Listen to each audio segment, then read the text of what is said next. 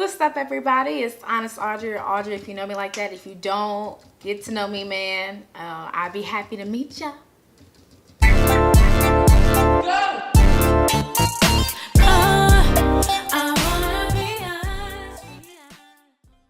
First things first, so I'm about to kind of put something on my face. I've already done my eyebrows, such as they are, my God. And I've recently purchased this Covergirl Vitalist Healthy Elixir. It's in the color 760, which is classic tan. Looks like this. It has this nice little pump. I think it looks pretty fancy to be a drugstore type of foundation. It is supposedly lightweight, full coverage makeup. The formula hydrates and includes a complexion of SPF 20 vitamins and an anti and it's supposed to be oil free. All right, so we're going to try that out. Let me get some primer.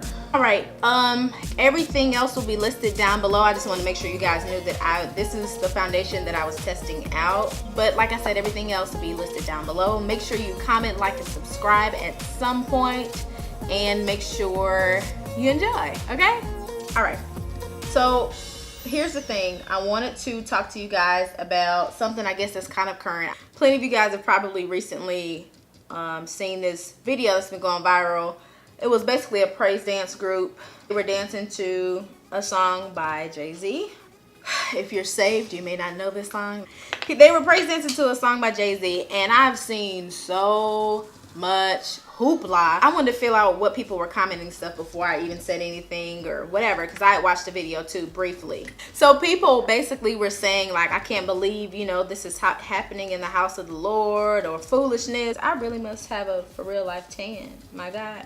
And just as a side note, wow, that's a lot. I'm not gonna go in with anything color correcting just to see how much of a full coverage situation that this actually is. That's all I'm gonna go in with.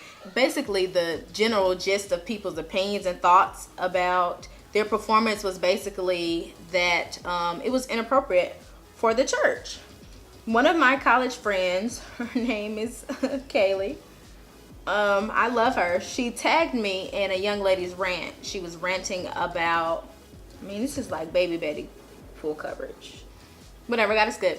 My friend Kaylee basically, she tagged me in this young lady's rant about the praise dances at this church. She was like, you know, I tagged you because I wanted to know what you thought about it. So you know, when you get tagged on Facebook, you go and you click the tag, and whatever they tagged you in, that's what immediately comes up. So the video that my friend had tagged me in immediately came up, and it was a young lady. This actually smells really good though. Like this Healthy Elixir foundation, it smells really good. It may not be like full coverage. I believe it's buildable, but it smells really good. So anyway, I clicked the video, and this girl, she's live. She's going off talking about intercession, and she's talking about basically how demeaning and wrong it was for these young ladies to dance to this song, and, you know, bringing that kind of music into the house of the Lord. And she was like, one of her main points that I remember, and I remember it because I thought it was interesting that she said it. She said, you know, you're not a praise dance instructor. You're not a dance instructor. You're an intercessor. And you could have been functioning fully in intercessing and interceding for these young ladies if you've allowed them to dance to such this kind of music. Here's what I want to say.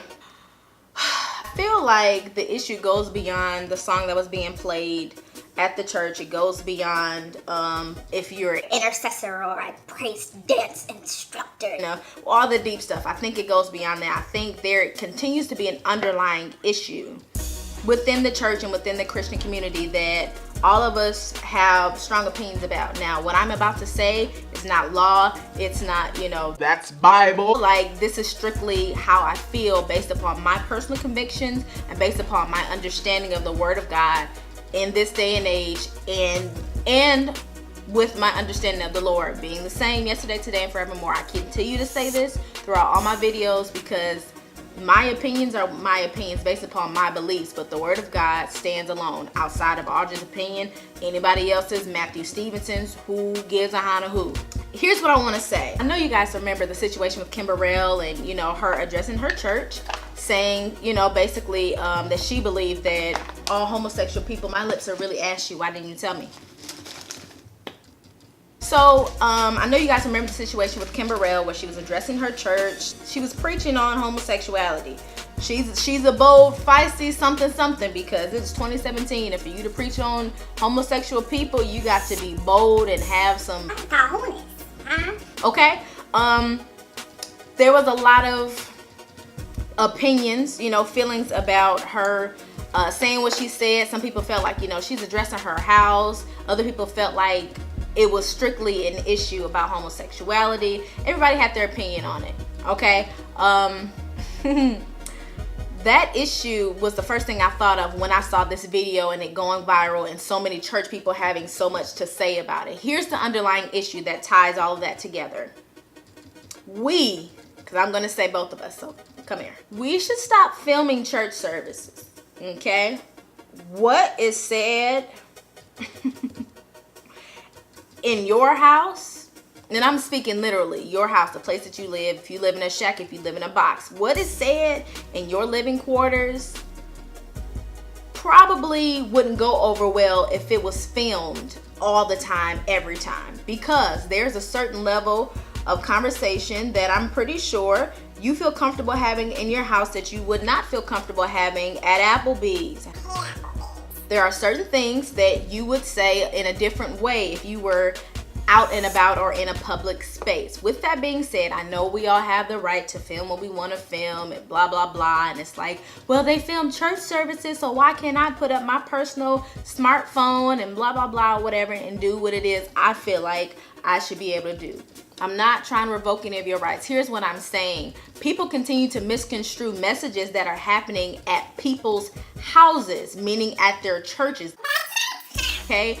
And they're getting upset and it's going viral, but viral for the wrong reasons. People are set on the little portion of what is being said or what they see. Now, I'm not gonna dig into how other people felt, if it was right or wrong, because I personally believe that your feelings are never right or wrong. I believe your feelings are your feelings. They are based in emotions and emotionalism, and your emotions, as we know, change like the weather. So that's one thing. When it comes to the substantial principles of what you believe that makes you feel how you feel, then yes, that's where we can kind of debate. I'm not really a debatey Katie, you know what I'm saying, but I'm just saying I'm not going to get into whether how people felt was right or wrong. They were just expressing how they felt. That's what social media is for. Here's what I will say. I really wish we would stop filming services. Like, bruh, first of all, like, I know for me, if I'm in an intense worship moment, I probably look like Boo-Boo the Fool. I probably have snot release from my nostrils, you know. And the last thing I want is to feel self-conscious when I'm trying to become intimate with God, when I'm trying to become comfortable in the presence of the Lord. The last thing I want is for you to put your phone up, you know what I'm saying? The last thing I want is for you to film what I am doing, you know. Now I get that that's another medium to spread the gospel, but what I'm saying is we probably should discern a little bit more closely and be a little bit more sensitive to when it is the right time to share with the world what it is that's happening. With that being said, people of God, oh my gosh, put your cameras down first of all and experience what is actually happening. Let's do that first, okay? Now, I'm gonna get maybe a little bit vulgar for you, whatever, okay? Now, if a married couple has intercourse, if they are intimate, there's nothing wrong with that. The Lord sanctions that. He looks upon that as something that is good. He thinks that that is good. That's totally good. If a married couple has intercourse and they film it and post it on Facebook, Instagram, Snapchat, you gonna look at them like they're crazy. It's not because they shouldn't be having sex, but it's because they posted it, right? Okay, now let's get out of the literal and go back to the spiritual. So here's the thing, and I was just kind of letting this sit for a little while to get a little more coverage out of it. So let's go spiritual. If I am addressing my house and I'm saying that those that are struggling with homosexuality or those that are struggling with I don't know, any kind of sin. If the Lord gave a charge to me as the leader of that house to say that people struggling with this, you've been, you know, doing it, and the Lord is basically saying, you know, your grace has come to a different point. And basically, if you don't make a change, these are the consequences. The Lord has set a prophetic order upon you in order to address your house to say that. Okay, like, that's appropriate. But when it goes viral and you pick up your phone on the ending part of and if you're doing X, Y, and Z, you're gonna go to hell, then naturally whomever is doing that same thing or just personally feels like, you know, against it or feels any kind of way, when they see that, they're gonna take it as a personal offense. Why? Because they think it's about them. Like, that's what social media promotes. It promotes you thinking about you all the time. Well, should I like it? Should I love it? Should I say wow? Should I press ha? Should I repost? Or if I do post, how many likes am I gonna get? How many people are gonna... Social media is literally for you to think about you. So if anyone posts something that you remotely feel connected to, you're immediately gonna think how that connects to you. And if you're offended by it, of course you're gonna feel some kind of way. I'm saying all of this to say, put your phones down in church. Stop it, okay? Stop it, all right? My mama didn't take the house phone to church. Okay, like, bruh, like, be in the service, you know what I'm saying? Stop mixing your house's message with what the Lord is trying to get you to do.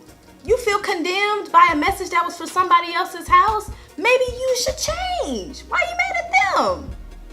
On the flip side, put the phone down. I get that you may enjoy it. You want other people to enjoy it, but please try your best. Ask the Lord, petition him for discernment. Should I post this? Should I not? Should I keep my phone down? I have to do the same thing because sometimes I'm enjoying something so much and I'm like, ooh, I want to send that to so-and-so. And the Lord will pop my hand and he'll be like, okay, maybe not that for this moment. Like, people, oh my gosh. I keep telling y'all, church life is already hard enough and we just keep piling on things that make it, that complicate it even more. Okay, if I give my house a charge, that's for my house, okay? It doesn't mean that the charge was right or wrong. It just means that that charge was delegated for this house specifically, not for the houses that you're gonna share this to. That's not appropriate. Okay, now let's go ahead and talk about the actual video, okay? Because I just got fired. Done. Let's talk about the actual video. And again, I'm expressing my opinions only. I'm not condemning anybody. I'm just telling you like a TI is for AUDREY. When I saw the video, I honestly wasn't immediately offended. I immediately thought positively. I was just thinking, you know, we talk about all the time how we want our little black girls and our little black boys to think that they're kings and queens and to know their history and to do better than a generation before them and stuff, but then we don't create any opportunities for them to understand more their heritage, their experiences, their histories. Sway, come on, Sway. How does that make sense? Now think about it. A lot of us, and you know, usually I'm directing this stuff to people that have grown up in church, okay? Because I feel like no one really talks to us like that. So we get away with a lot of foolishness. You grew up in church. All you did was church. Now it's new. Like my younger god brothers and sisters, they have lives. You know what I'm saying? I did church, you know what I'm saying? I think my mom probably would have let me do different things or whatever, but mostly it was church. Like, you wouldn't get questioned if you wanted to go to the Bible Bowl or if you wanted to go to the convention or whatever. You usually wouldn't get questioned. Now, if you were saying like you wanted to go to so-and-so's party, you wanted to go skating, you wanted to go to Redbird, all right. You know what I'm saying? It would be a discussion. Maybe you could go, maybe you couldn't go. With that being said, if you grew up in church, you're a kid in church, your mama's in the choir, your daddy's a deacon, or your daddy's a minister of music, and your mama is, you know, the nurse or whatever, you didn't really get to experience life like that or whatever. We also know that in church, there are limited ways to express yourself to have fun. If you sing, you have a place. If you dance, now you might have a place. If you, yeah, that's kind of it, you know, or if you preach, you really like, you own it, buddy. Like you winning. You know, if you preach, there's a space for you as a kid. But everything else is junior ushers, junior nurses, assistant Sunday school teachers, just all these little creative ways to try to get us involved. But like, guys, come on, think. Like, what about the kid who just writes? What about the kid who actually likes to do spoken word? What about the kids who don't fit into the mold of what the church allots. They need something outside of that. If you want a child to be in church 24/7, to me it's unrealistic to expect a child that you make go to every service, every church, every blah, blah, blah, whatever, to expect them to receive everything that they need in the church. Because right now, honestly, most churches don't have everything. They just don't. So to me, when I saw the video, I was just thinking like, dang, they get, you know, a history lesson at their church. So many churches are just now starting to have social justice ministries. And I don't mean just prison ministries, people. I mean educating our people to understand systems of oppression that are currently still happening within our justice systems, within our communities, within our local legislators, all of that stuff. Like, shouldn't be leaving explaining our communities and what we are experiencing to the high schools, to the middle schools, to the elementary schools. Like, we are the church. We literally, we are the church, not the building, but the people of God. We are the church, and we should be the ones leading the cause and explaining and helping our kids understand why they're treated differently, if they're treated differently, what's happening, what our history is like, does it affect us now, how does it affect us now. The church needs to be leading that charge, not Hova. Jehovah, okay? The people of God, we need to be leading that. But somehow this secular artist he's been changing the perception of the Black community overnight. That should have been somebody who is boldly proclaiming the Christian faith. And I'm not saying anything about Jay-Z. He may be saved, he may not be saved. Who knows? Okay, who knows if I'm saved? Myself and the Lord. Okay, there are some rulers in order to judge whether or not I'm a Christian or not. But at the end of the day, no one knows my relationship outside of myself and the Lord himself. With that being said, the Christian community should have been the ones leading the charge. We shouldn't have been the ones tearing down the people that are trying to do something better for the community. And I just believe giving kids an outlet to do something outside of being a junior usher and a junior deacon and a junior nurse is good, it's positive, because where else are they gonna dance? At the teen clubs. Where else are they gonna dance? At the schools. Where else are they gonna dance? Behind dumpsters. And that's how you end up with 15-year-old mothers and 17-year-old fathers. Like, I'm not saying that's an immediate route if you're not active in your church, but I am saying let's create more positive outlets for people that are younger than us, that are trying to live for God, that are trying to develop an understanding of who the Lord is and how he functions in their lives. Let's create outlets for them to do something good that they're good at, that they'll like. And I'm sorry, but I'm not sorry. Social justice has its place and is important to be a part of the church and the Christian community. So if you feel some kind of way about that, we should really talk about that. Secular music world should not be leading the charge. We are commanded to lead the charge. That means that we're given a charge to take care of our community. And a part of taking care of our community is educating them. Don't leave it to the school teacher. The school teacher doesn't know your child like you know them. With that being said, I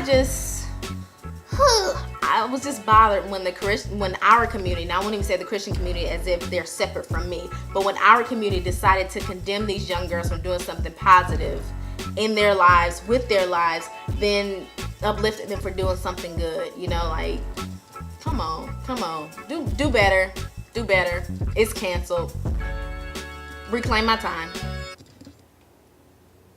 This is Honest Audrey. Clearly my camera cut off, whatever. All right, but this is the final look. This is just a basic everyday look, and my foundation has been set. I sprayed it, all that good stuff or whatever. And I'm so happy that you decided to tune in. It means so much that you decided to press play on this video, that you had that notification bell on, all that stuff. Like, thank you for all the love and support. I hope you feel love today. I hope you feel my hug, embrace. I hope you feel that, okay? Have a beautiful day. Love you. Peace.